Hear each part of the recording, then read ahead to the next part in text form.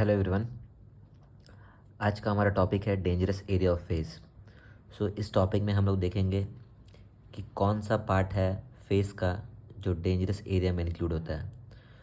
इसको डिफाइन करते हैं कुछ ऐसे: area between the upper lip and lower part of nose is called dangerous area of face.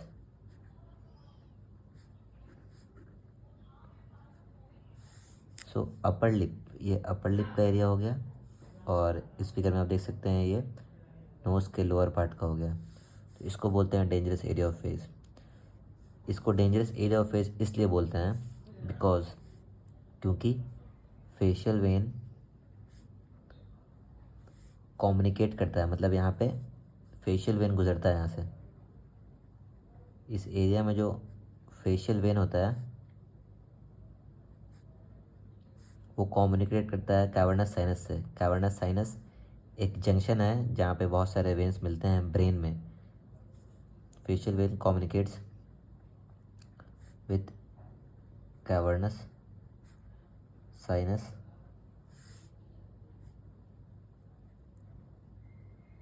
एमेशरी vein के through.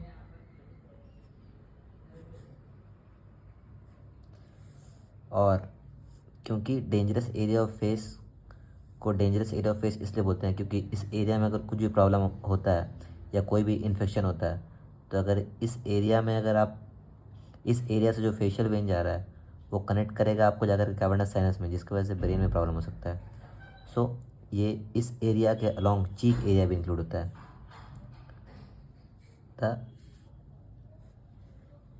Cheek area is also included in the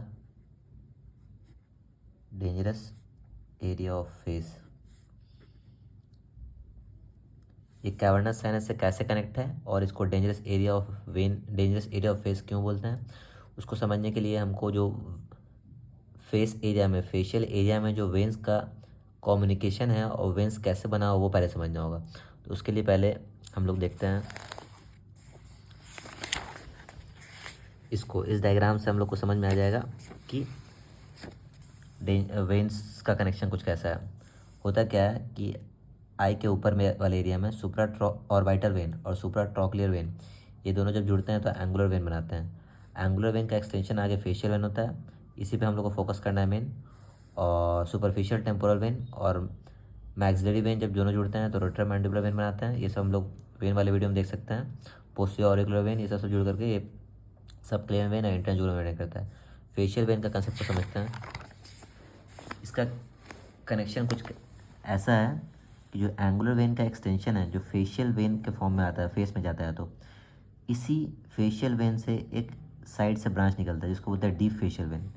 deep facial vein क्या करता है कि यहाँ पे एक जंक्शन बनाता है एमिशरी वेन के साथ। यहाँ पे एमिशरी वेन होता है और इस जंक्शन को बोलते हैं टेरोगॉइड प्लेक्सस ऑफ वेन। प्लेक्सस वो जगह होता है जहाँ पे बहुत सारा वेन आकर मिलता है। यही जुड़ा होता है कैवर्नस साइनस से जो ब्रेन में लोकेटेड है। तो अगर आप फेशियल वेन के एरिया के पास अगर कुछ प्रॉब्लम होता है, सपोज पिंपल्स हो गया, आप उसको प्रेस कर दिए हैं या उसको रब कर दिए हैं, तो वो फेशियल वेन में चला जाता है उसका इन्फेक्शन, जो कैवर्नस साइनस में जा सकता है। तो कनेक्शन कुछ उसका ऐसा है। सबसे पहले facial vein, deep facial vein, वहाँ से होता है टेरोगॉइड प्लेक्सस वेन, एमिशरी वेन, और वहाँ से कैवर्नस साइनस। ये होता है इसका कनेक्शन। तो इसको समझने के लिए आपको बेसिकली इसका कनेक्शन समझना होगा।